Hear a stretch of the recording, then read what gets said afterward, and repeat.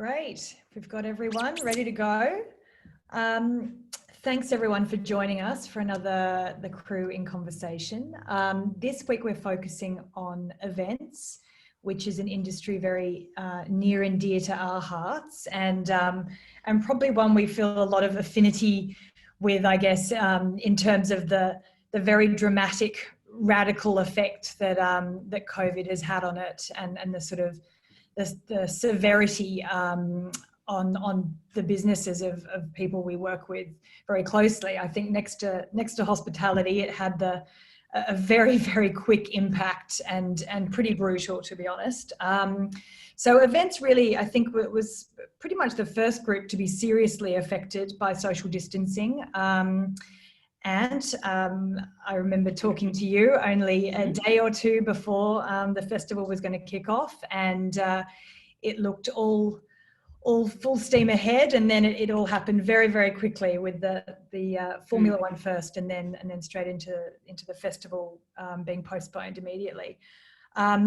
It also may be an industry that is one of the last to come back, and you know, the reality of what events actually look like pre and post this will be quite radically affected, maybe more than any other industry for some time. I guess the other big challenge that we have seen in events and the great work that people have done pivoting is that it is very difficult to take a very human sensory experience and put that online. So I think it's really, really interesting to see what these guys have done, and how they've replaced that feeling of events and the way that people interact at events. So to introduce our three expert panelists today, we have Mr. Dan Sims, who is founder and fearless leader of Revel. Revel has created hugely popular wine events and really has been, I mean, almost single-handedly responsible for bringing wine really to the people, making it very accessible, really fun. Huge events like Pinot Palooza, Mold Cheese Festival, which he'll tell you more about what he's been doing with that. And I think what's also so interesting about Dan's experience is that Revel has become a global business and has been rolling out events across Japan and US and Singapore. And so Dan has some really interesting insights in how events have been affected across the globe, and has felt that impact very personally. Anthea Loucas Bosha, who is CEO of Food and Wine Victoria. As I mentioned before, Anthea and her fantastic team were in the process of literally launching Melbourne Food and Wine Festival, which is really one of the preeminent food festivals in Australia, and has historically been just so well regarded. That all came to a very quick close and postponement with the advent of COVID, and that, you know, they literally had talent pretty much on the plane on their way over or at the airport ready to come in. So Ant and her team have done some extraordinary work in the last few weeks, taking that program online and creating a new program. So she'll tell us a lot about that. It's just been announced, so pretty exciting to see how that rolls out in real time from Monday. And Mikey Filler, who is CEO of Team Events, and we've worked with Mikey on a few great events. Only feels like a lifetime ago, but a few months before this all happened with Breville and many other large-scale events. Mikey has a background in theatre production and 2 decades of creating pretty extraordinary events and producing them from woe to go. So Mikey has been doing some really interesting stuff with his team, trying to utilise his existing team to turn his events virtual, and I think we're obviously seeing a lot of that, and it'll be fascinating to see how much more we see as some of the restrictions are lifted gradually. So yeah, personally, I'm really, really interested to talk to these three guys. They've had, yeah, as I said, one of the fastest kind of most chaotic I think, turnarounds in all of this, in terms of having to basically create brand new businesses out of nothing, really. So it's pretty extraordinary to hear how they've innovated. And I will now hand over to Sally to ask some of the questions that you will probably want answers to. And if anyone else has other questions that they'd like to ask, then please just use that Q&A format, and we'll get to them at the end. So thank you, guys. Thanks, Janine, and thank you, Mikey, Dan and Anthea for being here with us today. It's really exciting to welcome these three great events supremos to our conversation.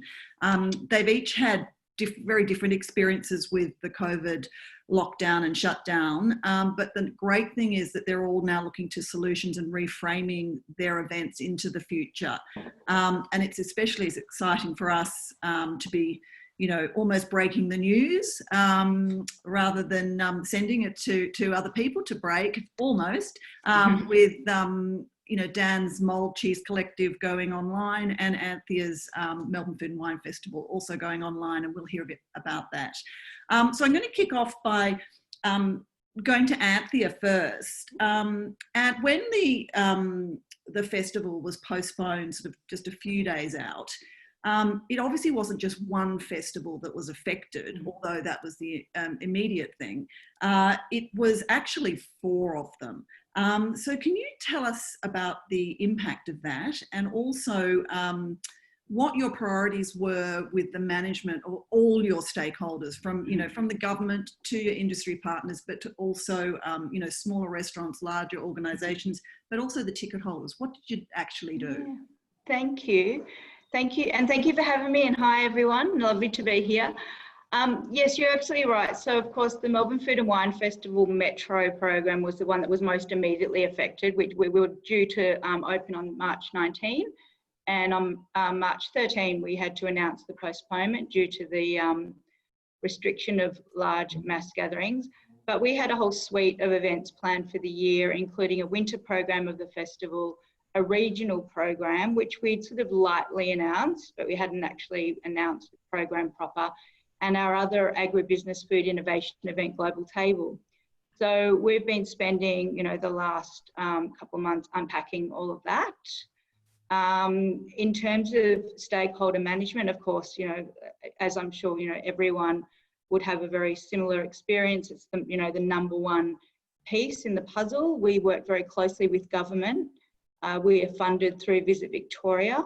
So we've been working very closely with them on the impact of having to postpone the festival so close out, and we have incurred some losses on that property, but also what the future holds. And of course, as we've sort of touched on earlier when we were chatting before we went live, you know, there's still so much uncertainty, but it's feeling like there's a little bit more clarity even in Melbourne.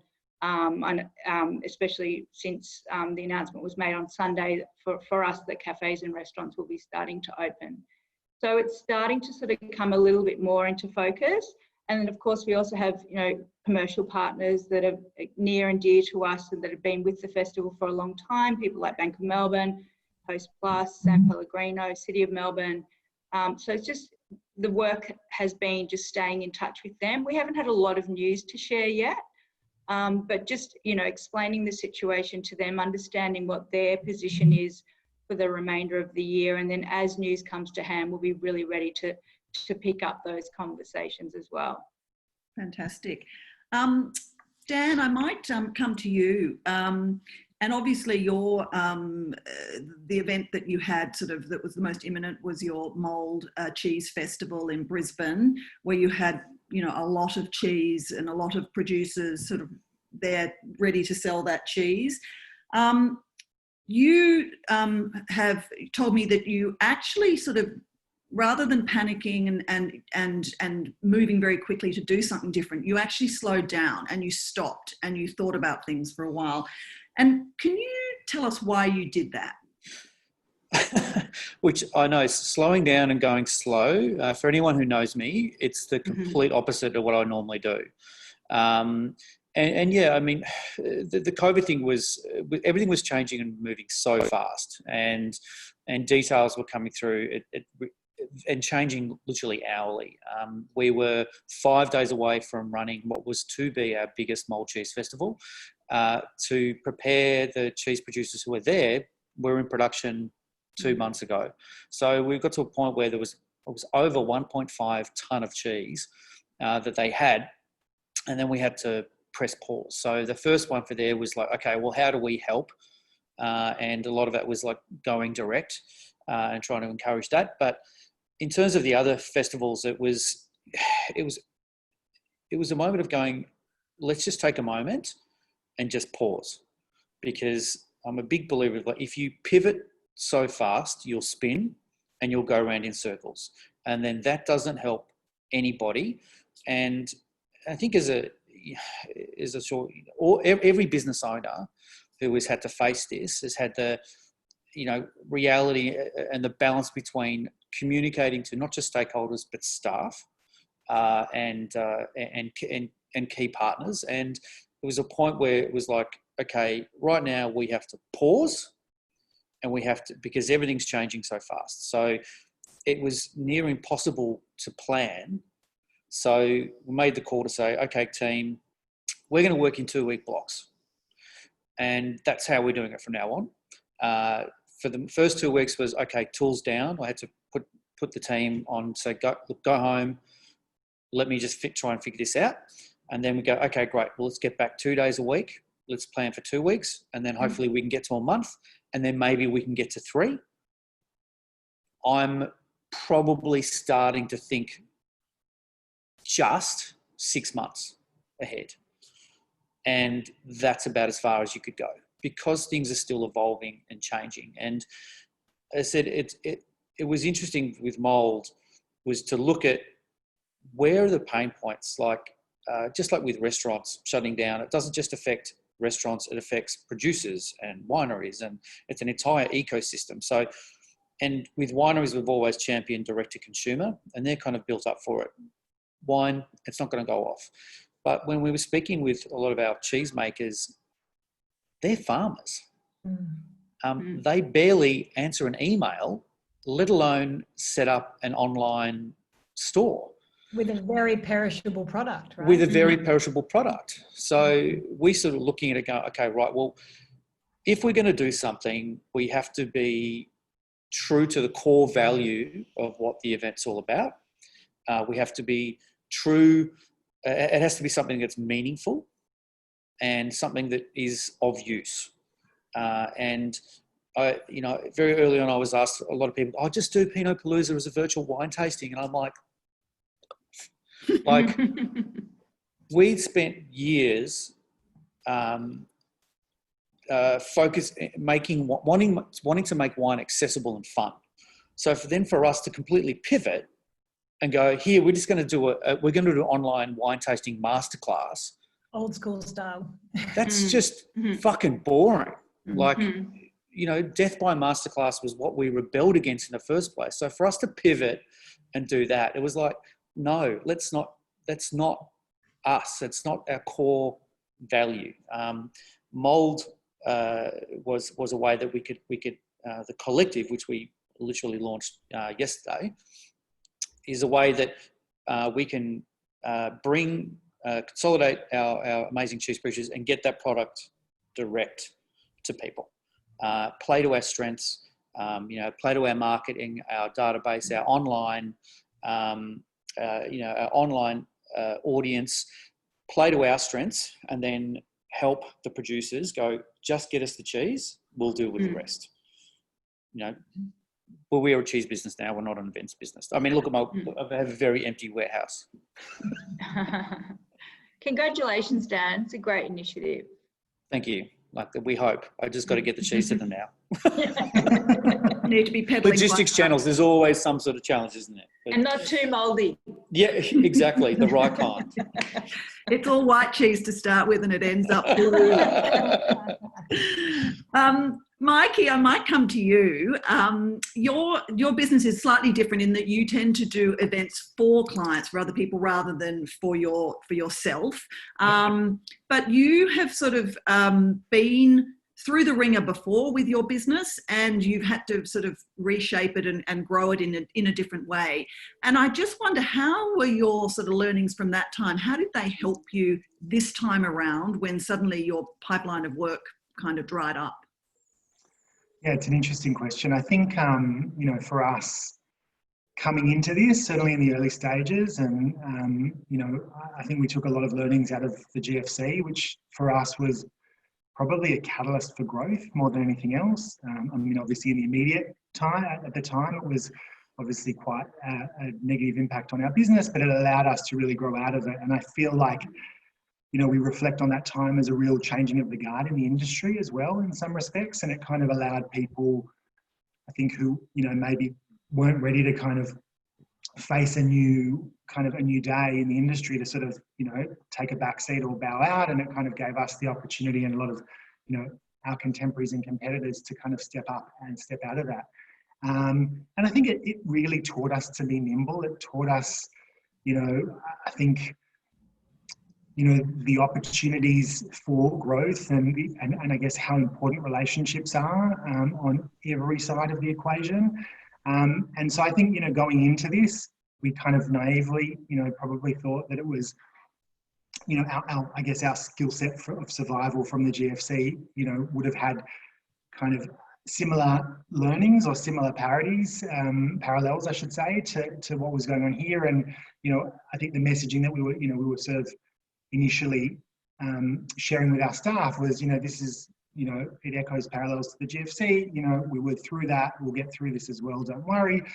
And obviously, we all learned very quickly that it was obviously a lot more significant than that. And so, you know, I think there was that kind of week at the end of March that, you know, for us, we saw, you know, fairly, I mean, pretty well 6 months, 8 months, 9 months worth of, you know, work just dissipate, millions of dollars of work dissipate in front of our eyes. And, you know, I think for us, you know, we similar to Dan, we didn't rush into anything. You know, I know, and we had a lot of conversations with our competitors at the time, and a lot of them made very quick decisions to, you know, effectively make wholesale redundancies within their team. We chose not to do that. We kind of looked at this with a more optimistic set of eyes. And I think, you know, being that we're a full service agency, we've got a production team, we've got a design team, we've got an event management team.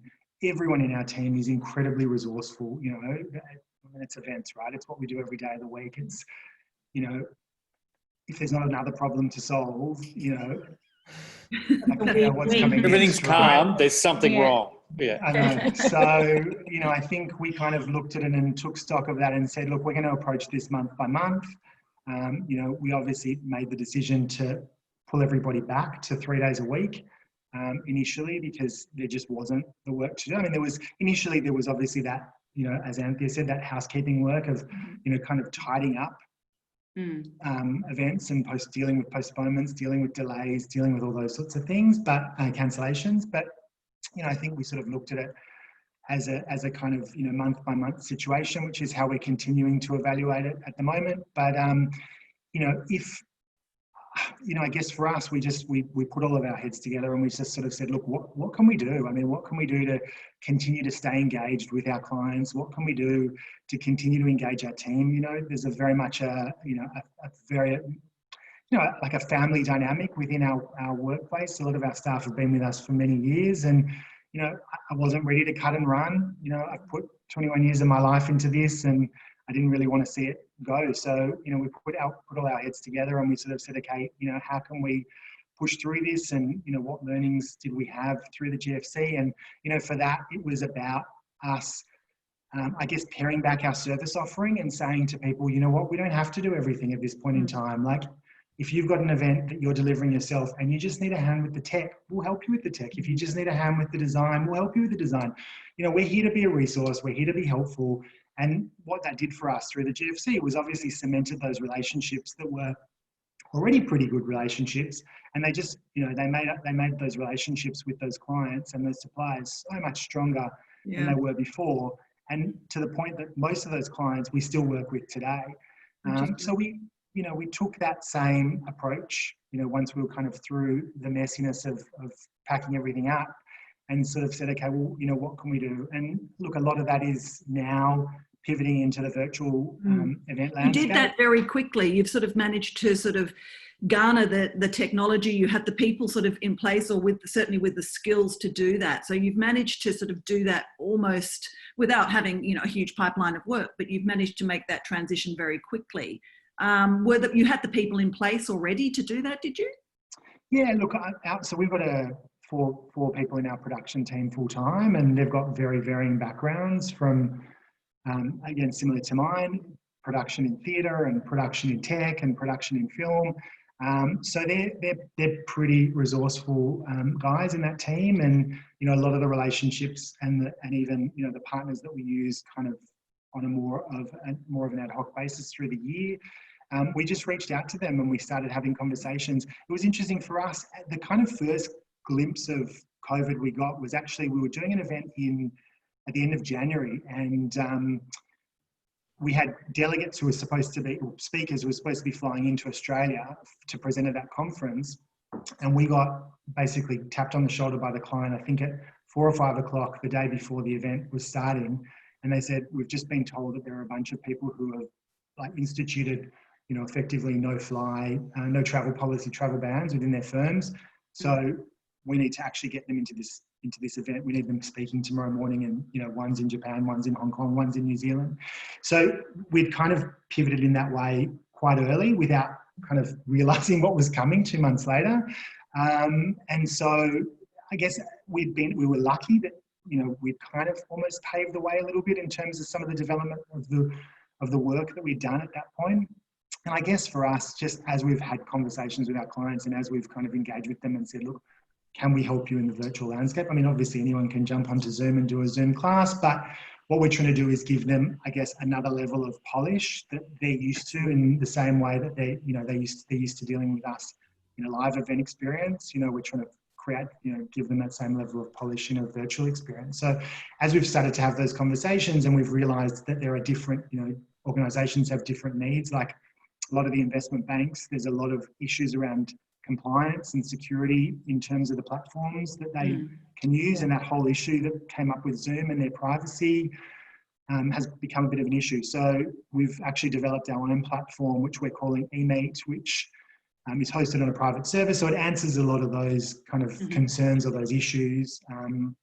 Has the demand been high, Mikey? Has there been like a lot of, is it the kind of thing that people have naturally come to that conclusion and then come to you about, or are you going to them with the idea of, your client base? We're definitely on the front foot, and we're speaking to everyone, as much as we can, and just continuing to engage in all those, kind of with all our clients and all our relationships. So we're very vocal about what we can do and what we can offer, and I guess, and then, as it always does, word kind of spreads. I mean, I think, is there a lot of interest? Yes. Is there a lot of appetite for spend? No. I think it's that classic case of, well, I can jump on Zoom, so why would I spend? Yeah. Mikey, in the last couple of months, which sort of clients have you been working with since lockdown? So, I mean, it's interesting. We've been talking to everyone. I think the people that we're sort of transacting with at the most are probably the investment banking community. They're obviously busy as anything. They're, cleaning up all the companies that have gone into administration. So, I think for them, they've... Happy work. Yeah, right. Someone's got to do it. So I think we're talking to them a lot. And then a lot of our brand clients, the brand clients are really, again, I mean, they're looking for opportunities. I mean, you look at some of the brands that we work with together, and you look at how, their sales figures are like absolutely off the charts, and everyone's locked down in quarantine and they want a vacuum and they want a juicer and they want a coffee machine. So, I think it's first and foremost brands, and then the corporates, basically. Interesting. And I wonder whether we can come to you on that, because it's something that Mikey had this sort of arsenal of skill in his back pocket, if you like, for flipping to these sort of virtual events, his own platform. But for the Melbourne Food and Wine Festival, your remit was always get bums on seats, get people to Victoria, get people to Melbourne. So, you know, you've managed to do something really quite miraculous, which is completely out of what was the remit for the festival, which is to take it all online. I mean, in doing that, you've done that very quickly, and I'd love you to talk us through how you pulled some of that together, how quickly, but also the advantages, I suppose, that it has, because you're going to be able to take this festival even further than it could have gone. So you're sort of reaching people in a different way. Audiences, yeah. Yeah, so no, thank you. I guess, yes, you're absolutely right. We have turned something around very quickly in a space that we're not as familiar with. But having said that, over the last 18 months, digital content has become really a really big piece for us, and it's very much became central to our strategy of telling the stories of food and wine in Victoria, which is our basic mission and our basic remit. So of course we've always been known for large scale events, but in between those periods of large scale event, we've really amped up our digital content strategy, and we've hired a team that is, you know, very experienced in that field. A lot of former teammates from Gourmet Traveller, where I came from before I was at Food and Wine Victoria. So in that regard, it's not that different. It's all content for us, whether it's an event or a story or a guide or an Instagram live chat. And in some ways, I think because the appetite for digital content online, especially in the food space, has been so vast while we've been in lockdown, I think the audience is very, has become accustomed to, you know, not necessarily the most polished content. So you can produce something that might be quite sort of rough and ready. I mean, I hope it won't be too rough and ready, but we will be, you know, we'll be streaming most of it on Instagram Live. So it is what it is.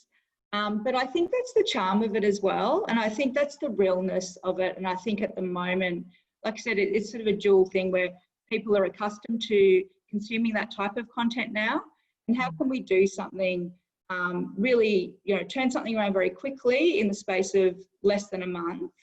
And that's sort of the only way that you could do that is with these, you know, on these kinds of platforms.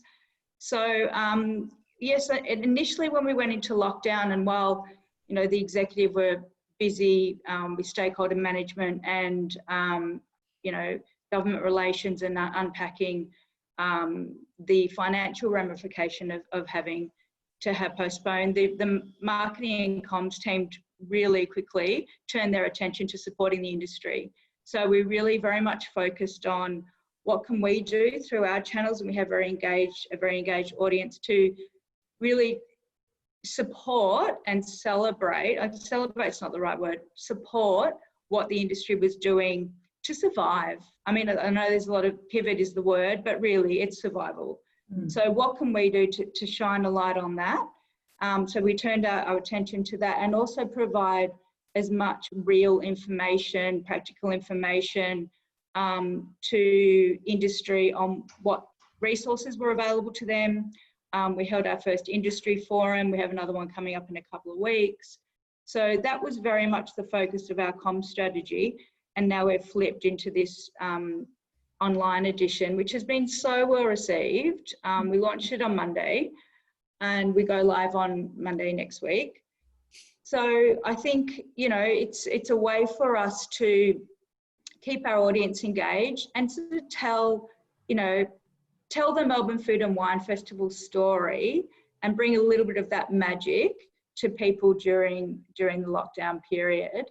It won't be the same. It'll be really different. It'll, you know, it's I think it'll be really fun. And we've got an amazing lineup of talent. Like I mentioned, again, before we were sort of online, you know, it's much easier to book Rene Redzepi for a Zoom chat than it is to get him on a plane into Melbourne. So we're very pleased that we will be having Rene walk us through Noma pop-up burger joint, which he announced recently. We have Massimo Bottura talking to us about lasagna, you know, the poster dish of the lockdown period, and some other amazing talent, local talent like Kate Reid, who's going to give us a behind-the-scenes tour of Loon, pastry queen Philippa Sibley, and queens, I should say, and Helen Go from Ottolenghi. And actually just announced today, I don't think we've even announced it, but it has actually just joined, he has just joined our program. We'll also, I must say, Pat Nurse, our creative director, has done like the most amazing job. And today we've secured Mauro Colagreco as well from Mirazua, the current number one on the world's 50 best restaurants. And he'll be walking us through his kitchen garden on the Riviera. So, you know, just really exciting, really different content for us. And yeah, we're as excited and a little bit nervous as anyone would be, but we've had a great response from the media and our audience. So yeah, you guys will have to tune in, melbournefoodandwine.com.au next week. We absolutely will be. You program things specifically that were like, that were things that you could never otherwise do if it wasn't virtual. I think like that's kind of, instead of taking what your program was and trying to translate it, it's a bit like what Dan was saying, you know, taking a wine festival and turning back the clock and making it a masterclass. Did you consciously, you and Pat, program based on things that otherwise you just wouldn't be able to do as a festival, as a live festival? To a certain degree, so that we wanted to give a flavour of the March program within this program. So there is a lot of talent that we that were, you know, due to come to Melbourne and be part of the program. So there's a lot of those names like Lee Tiernan and Helen, Ben Shuri. But also it gave us an opportunity, to reach out to some talent that perhaps we would, you know, wouldn't, well, we would always have access to, but that very quickly could respond to us. Of course, everyone's diaries are a little bit more open at the moment as well.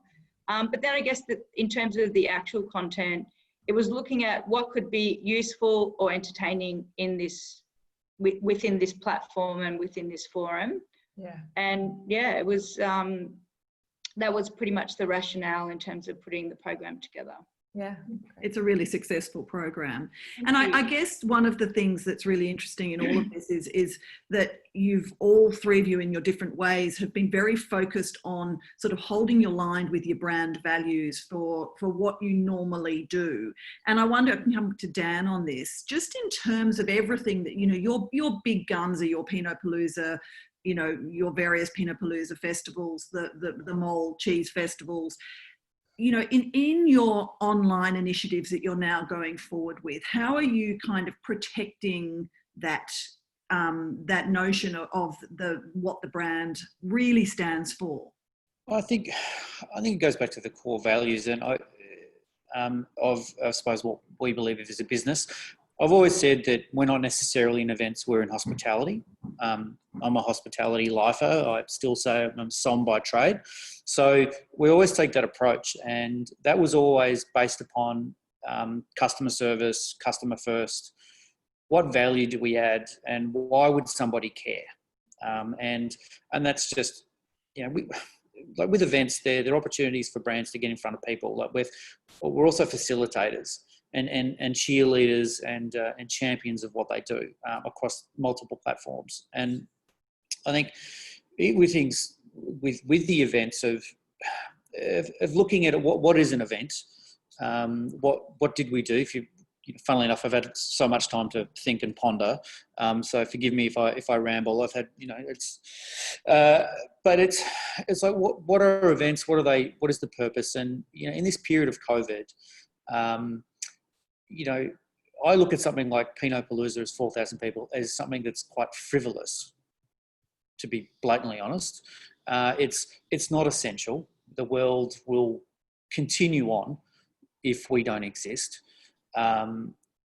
I'm not saying that that's great. I'm saying where I want to be in that world, but it's the same, and to a point, many restaurants as well. And you know, like so much of what we do is, you know, how do we create value and meaning and purpose, and that goes back down to primary producers, and going, okay, well, we need to find ways in which we can connect them to our audience in a way that's, you know, yes, I say virtual tastings. I'm not saying that they don't have a place. I was just saying it didn't quite fit into our, you know, meta. And sure, we're certainly looking at doing online events with Palooza, but it will be our way, and you know, done in a different format. And I don't think the world needs right now another online wine tasting. You know, what our farmers need right now is to get some cheese in front of people, because that is literally, you know, I've had conversations, and we'll be doing a podcast and all this sort of stuff. Is the conversations I have, like, it's dire. They've gone from, I don't need to tell everyone knows this. It's gone from don't forget, you know, remember the bushfires? Mm. You know, we had unprecedented bushfires followed by an absolute global pandemic. And Anthea, you know this with a lot of your stakeholders and regional tourism. And, you know, how do we bring that to the city? How do we get them to people? And how do we champion them and not let people forget those heroes, if you know what I mean? And I mean, the issue is also with cows. The cows still need to be milked. You can't stop it. I was talking to one of our producers, one of the best emails I've ever received from a producer, and we were doing an event, we're in full event brain going, don't run out of cheese, like, you know, just, we can't deal with that. And they sent me an email, and they said, Dan, and it was quite terse, it's like, the goats aren't lactating right now. And I just had that moment of, Dan. I was like, and I literally sent to everybody in the team, I was like, you know, yeah, cows don't give a shit that you've got to get X amount of people. They don't milk themselves. They're still going. You know, and there's horrific stories, like there's farmers that have poured tens of thousands of litres of milk down the drain because they can't produce it. Like it's devastating. So again, it's like, if we do something, how do we help? So what do you actually, can you just give us a quick précis of what the Cheese Collective, how it works? You go online, you buy a little collection of cheese, is that, and you're going to keep rolling them out every few weeks? So the idea being that we've got four cheeses in our first pack. There's Bruny Island C2 Raw, the Section 28 Monforte, the Grandview Gin Herbalist, and Miller King River Gold. They're all unbelievably good cheeses, which we all know. And we get it all here, we pack it up and we get it out to people. Use our database, use our media to promote it. And then down the line, we'll have that as a rotating, you know, box number 1, that's about to sell out. We'll do box number 2 and we'll keep it going. Down the line, yes, we'll do a subscription service, but initially, we'll actually commission these cheesemakers to go, right, we want you to make this cheese just for us. And that again goes back to the core value of what Mold was all about, was to get the cheesemakers to come together, create a really special cheese and then serve it and then sell it and show people at the event. And that then allows us to back it up with podcasts and video interviews and webinars and masterclasses and all that type of thing, because we've got to get the product in front of them first. So that means this is a long-term play for you, Dan. Like, it sounds like, you know, you've thought it through as it's a business plan. It's a fully formed concept, and it's something you can keep rolling forever, really. Yeah, definitely. And I think, again, it was like, okay, if we're going to make a play for this, like the event itself was this, it was an ecosystem. And then I see we're just bolting this on top. And that allows us to look at, because, you know, I was also pondering, was like, okay, let's just say we can do events, maybe 500 people by the end of the year. Yeah. Let's just say people have enough money to buy a ticket. Let's just say people are going to be comfortable being in a gathering with 500 people. And let's just say we can work out the logistics and the compliance to manage an event of 500 people at. Let's just say all of those things work. How do we get cheese people? How do we fund it? How do we get cheese producers to be there? Yeah. How do we keep them around? How can we support them in a way? We would sell a stand fees. Like, well, no one's going to have any money. How do we build it? And if we find a way in a delivery system that we can help, then it's like it mitigates that risk a little bit. And also it allows us to build a distribution arm that will also allow us the ability to say, when we roll out a Palooza tasting, where we've already got infrastructure for that. Absolutely. So it's like, okay, let's do this in the short term, but longer down the line, then we want to build this into a separate business where the event will be a part of that. I think that's very, very sensible. And I mean, it's interesting because we've all embraced the virtual now as part of a business model, or as the only part of a business model, really. It's going to be very interesting to see how those two things continue to intersect over time. And I mean, actually, this is probably a good question for you, Mikey. But that whole, given we don't yet know, and we won't know for a while, when we can get larger groups of people together, what do you think is going to happen given we all crave this sort of human interaction and experience? How is that going to look? What will those events of the future, if you like, look like? Glad you got that one, Mikey. It's for everyone. It's a very good Anyone question. can answer. I was going to say, is that rhetorical? Yes, it is, but I'd like you to answer as well. Look, I think it's a question we've been certainly asking ourselves and discussing a lot. I mean, I think, we certainly see, and it's the whole kind of rollback of the restrictions at the moment of, 10 people, 20 people, 100 people. There's still so much, I guess, uncertainty around what does that actually mean for events, and what are business events versus mass gatherings? How do you make those distinctions? And I know the Business Events Council of Australia is lobbying the government quite aggressively at the moment to make a distinction between both of those things, to say, well, when it comes to a business event, and we're obviously talking about any kind of, things that aren't festivals or parades or, anything, sporting events, things like that, we've got an ability to, to register people properly, to monitor people, to properly socially isolate people. We can, do thermal mappings of rooms and temperature checks and those sorts of things. So there is some work being done at, at industry body level around that sort of stuff. But I think it's the hardest thing at the moment is the uncertainty around, what does it actually mean, and when will it, when will we be at a point in time? And I think, to Dan's point as well earlier is, even if the government releases rolls back the restrictions and they're saying, yes, 100 people by July, which might mean, a few hundred more by the end of the year,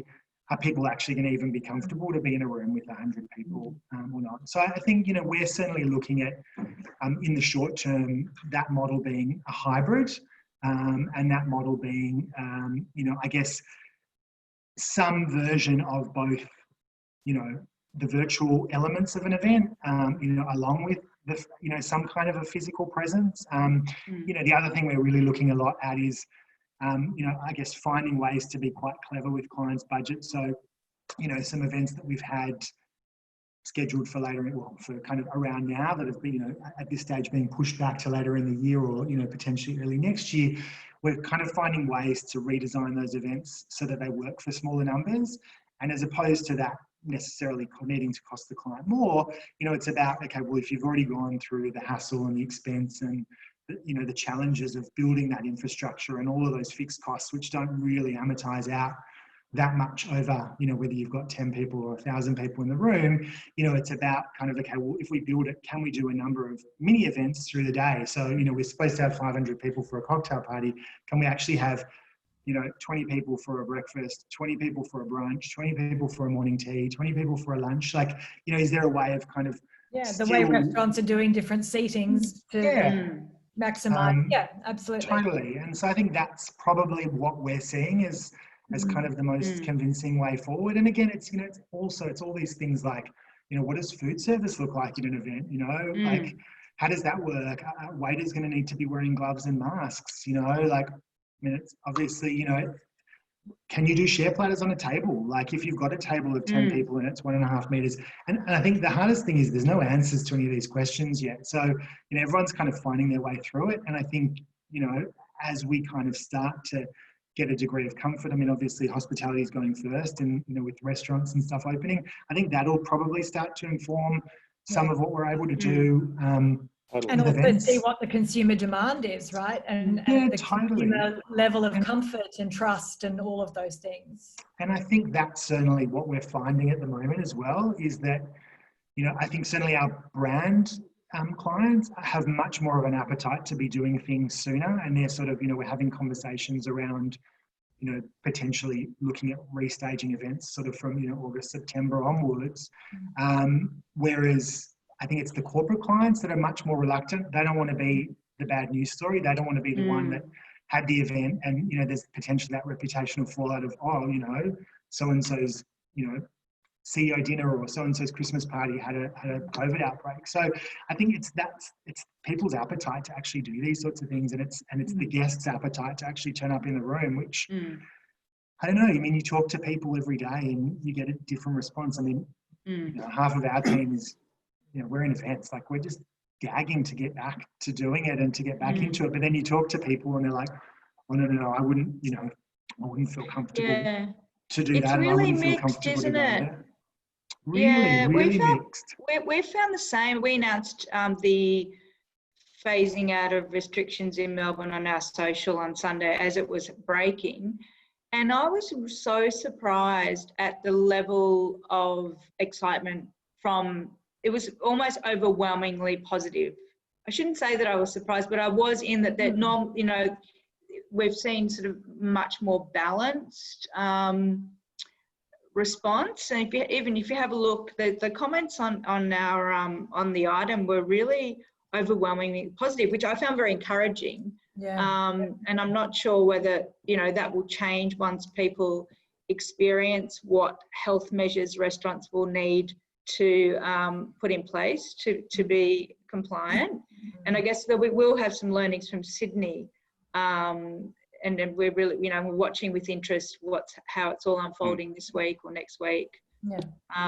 So yeah, interesting time. And I think almost to that point as well, you know, we've found there's almost now this not a reluctance for people to pursue virtual events, but you know, we were working on an event that was a ticketed event, and when the announcement came through last Friday of, you know, the kind of rollback of restrictions, ticket sales literally stopped. Like people were, I think, you know, people kind of had this false confidence of like, oh, well, everything's open again and I'm going to be eating in a restaurant and I'm going to be going to things. So I think it is, it's almost like, okay, well, we've kind of got our foot in, you know, on both sides of it at the moment. And people haven't quite worked out which way they want to go. And I think that's probably, that's, you know, certainly for us, that's the hardest thing. You know, it's you kind of, you know, you get this kind of messaging and confidence, and then somebody else might say something, so then it kind of knocks people's thinking back a little bit as well. So, and habits take a long time to break, right? And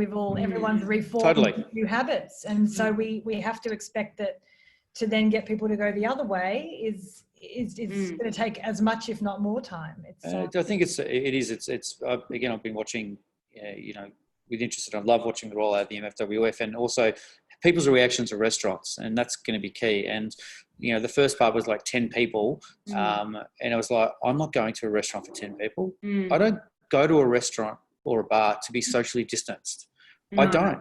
I go there for an experience because I'll just keep doing takeaway.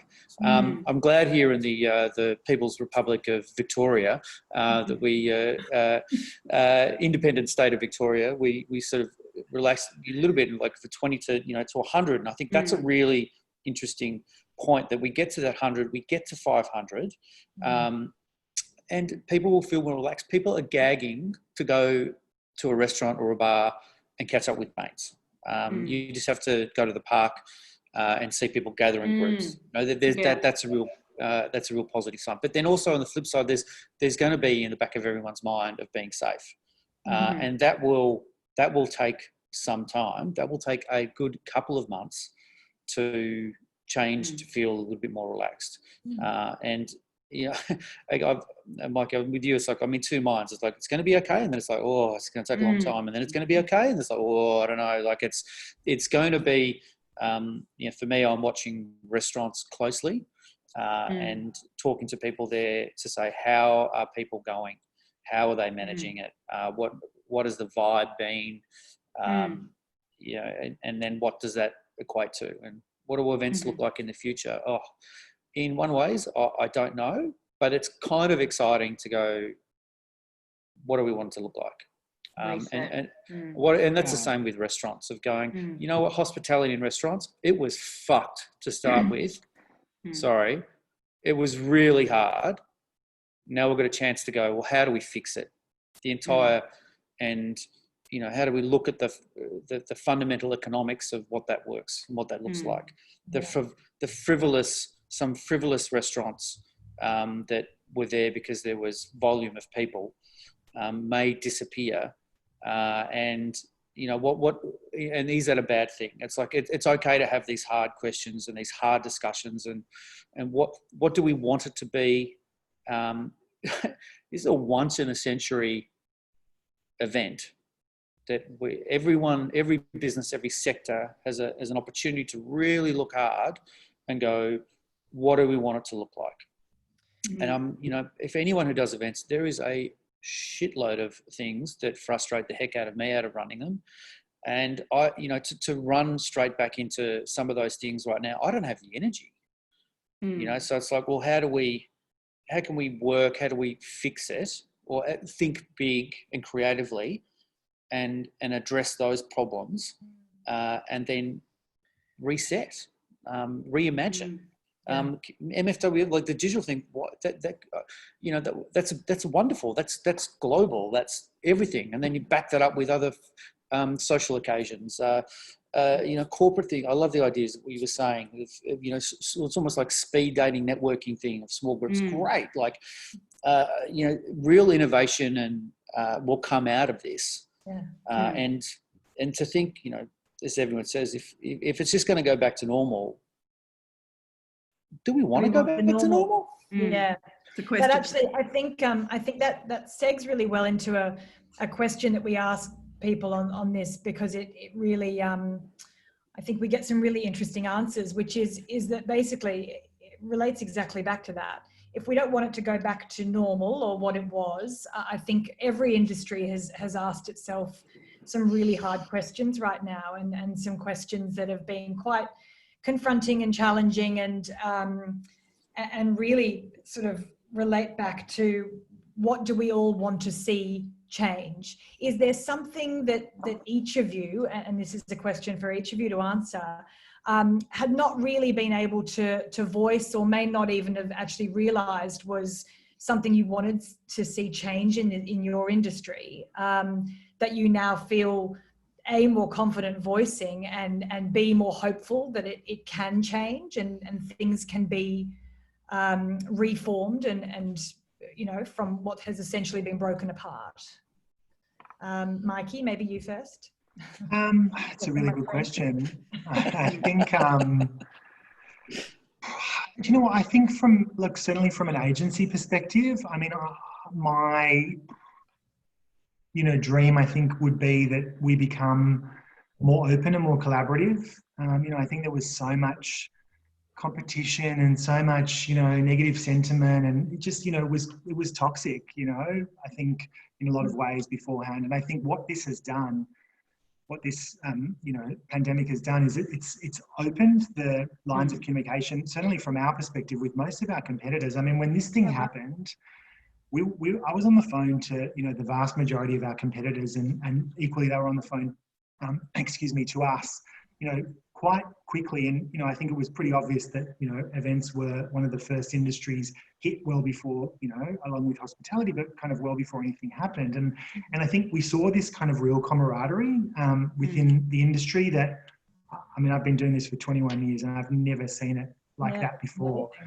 And so I think that if we can kind of harness that, and, you know, I think you know, from an agency perspective, there's, you know, there's pressure on price, there's pressure on timelines, there's, you know, and I think a lot of that was kind of, you know, almost still a legacy from the GFC, where it was like, well, if you want a chance to be, you know, to be in this, like, you know, these are the terms, you know, like fit in or, you know, get out. Yeah. And I think this is an opportunity, you know, to Dan's point, to kind of reset that and reset the terms of the way that, you know, the rat race and the way that it was going and running, and like the unrealistic timelines for developing creative and for costing projects. And, you know, you have this whole situation where you're kind of chasing your tail because here's a brief, you want the project, you've got a pitch, you don't really have time to ideate it or cost it properly. You're kind of doing one or the other. So something's going to suffer. You win the job and then, right, well, you know, you're kind of playing catch up because you might not have quoted things properly. So I think if we've got an opportunity to kind of, you know, reset and realign and put realistic timelines, which doesn't feel like we're doing that quite very well at the moment. But I think if we can do that, I think that would be a massive, massive benefit for everyone in the industry. And I think, you know, we'd come out with a, you know, I guess a much more streamlined and collaborative industry. Yeah. Sounds great.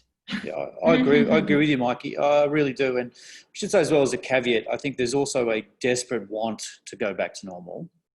You know, we do, and I accept we do want to go back to normal. I mean, normal would be great to a point, but you said, I think collaboration, not competition, community and care. I mean, these are all core values that, you know, I hope maintain. And if anything, is like, as you say, I was the same. I speak to a lot of other event producers saying, how do we, what does it mean? What do you think? What are you doing? How do we figure this out? And it's like, Anthea, we had a, you know, chat very early on with this. It was like, okay, well, if we do events, then everyone's going to be doing it at the same time. We're going to be competing against each other. And that's just going to create another challenge and work. So I think, you know, being open and talking more about that, like, and celebrating other things, I think, you know, is wonderful. And if anything, it's in a period of isolation. So I think I would love, and this is probably the socialist in me, that people would be more connected or aware of their surroundings, and also other and the businesses that they have in and around it. You know, it's like if a restaurant goes down, it's not just the restaurant or the celebrity chef. You know, it's staff, it's producers, it filters down, and it's the same thing. It's like, oh, you know, I don't want to go to that event. So, well, it's not just that event. It's, you know, all these other businesses that go around it. But, you know, I hope we do think about other people, you know, more. But again, the realist in me, it's like there is a want to go back to normal. I think we have that chance to completely reconsider what we want it to be. And I think the good businesses, the successful events, will benefit from thinking that, or who innovate during this period will still be around after it. I tend to agree. I'm less optimistic than I think both of you are. I think, you know, Why are we finishing with you, Ant? You've got me. It's been a good day, Anthea. If you got me yesterday, I would have been like, fuck it, it's over. I know. No, I think the level of support and collaboration has been really wonderful, and there's been a lot of chatter around, you know, the new normal. But what did we always, you know, what were those learnings from the GFC? I mean, life's become as crazy as ever. It will still be competitive, and it'll be the same in restaurants. I'd like to think that we can be kinder to each other. And that's certainly, you know, something that certainly I would encourage. And I hope some of that groundswell will come up from, you know, from staff as well, and the new ways of working, that people won't want to go back to working at that same pace. I think in terms of the industry that we support, hospitality, I think, you know, as you touched on, Dan, I mean, it's been pretty unsustainable for a long time, you know, rising costs, no rising prices, but who has the answer to that that conundrum. You know, I've been thinking a lot about it over the last couple of weeks, and it's been central to a lot of the conversations that I've been having. You know, tax concessions comes up quite frequently. I don't know what the appetite is for that. It feels like there's the industry is galvanizing more and people are getting angrier. But what does it mean? That suddenly rents will come down, that electricity costs will come down, and that we'll be charging double the amount for a main course? I just can't see that happening. I think the unfortunate byproduct probably will be, and you touched on this too, Dan, that it may become less competitive if there is a little bit of rationalisation, which is not what you want to see, but that may be a harsh reality that comes out of it. So I think I definitely support that conversation to continue. I'm just not sure what the answers are. Yeah, I don't think it is. This is still, you know, I think maybe we're getting almost halfway through this, maybe. You know, we've still got a long way to go, and there's so many things intertwined. Like the hospitality conversation I find is really interesting, because you talk about rents, and I'm sure there's a lot of big corporates in Melbourne right now looking at the 3 floors on 101 Collins when nobody's there, and they're acting more efficiently, saying to themselves, why the fuck do I have all this money in rent? Yeah. That's going to be a complete shift on big business, which will then potentially, you know, it could be a flow-on effect elsewhere that could put a bit of pressure on, because, you know, landlords still need tenants, and if there's no tenants, there's no, you know, so, and, you know, there's real, you know, so it's, just charge more for it. Well, that's not the answer either, because like just blaming your customer doesn't solve that. That's such an easy cop out. You know, to say, oh, we should just charge more for it. It's like, fuck, you know, what, they're paying that because that's what you charged them.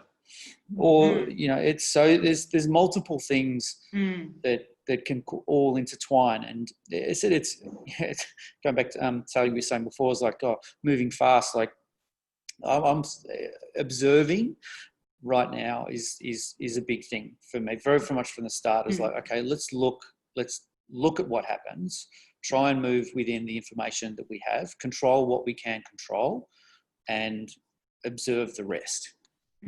And then make a considered decision that remains to the core of, you know, what each event or business stands for.